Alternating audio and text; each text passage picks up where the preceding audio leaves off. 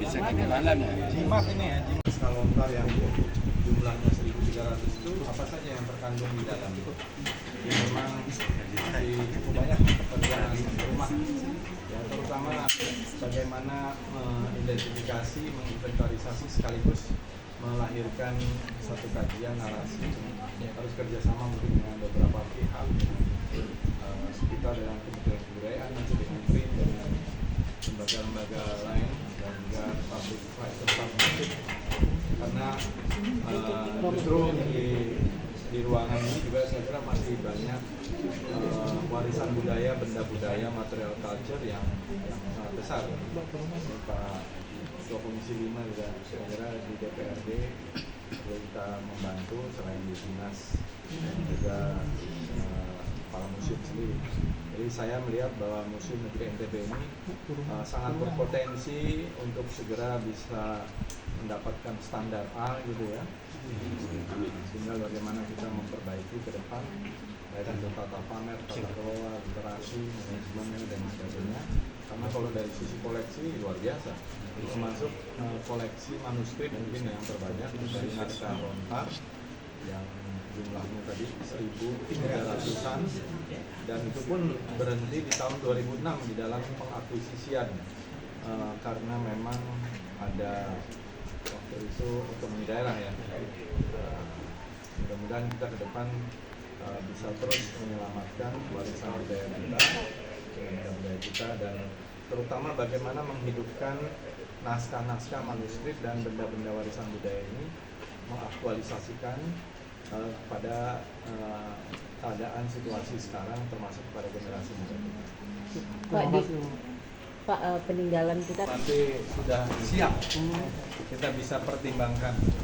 Kalau kelihatannya kalau sekarang ini belum siap. Ini aja storage-nya masih harus diperbaiki dulu.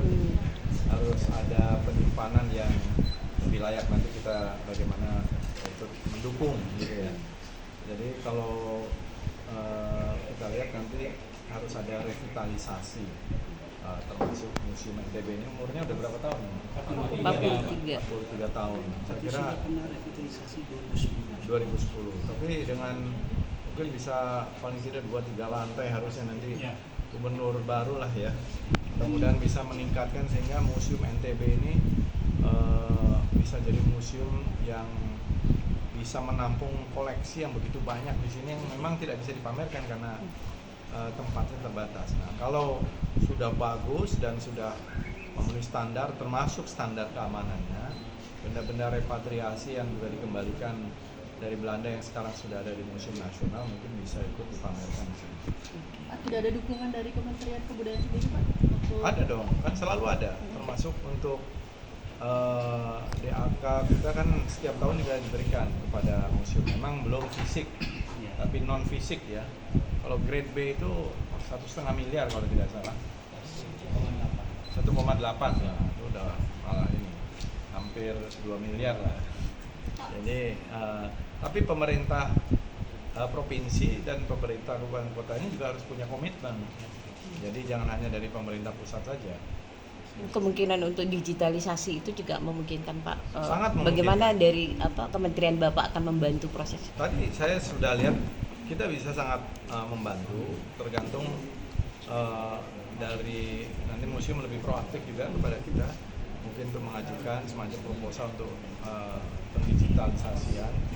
Nanti kita bisa lakukan mungkin kerjasama dengan apakah perpustakaan nasional atau dari tim sendiri yang terpisah. Saya kira sangat bisa. Jadi kita nunggu dari pemerintah provinsi, dari pemerintah daerah Inisiatifnya, ya, Pak. inisiatifnya.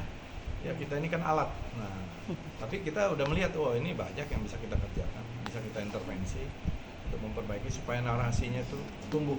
Kan bukan museum itu bukan hanya tempat penyimpanan artefak, tapi artefak itu harus bercerita sendiri dan menjadi narasi yang hidup, menjadi budaya di tengah masyarakat. Storytellingnya. Itu udah kita pikirkan.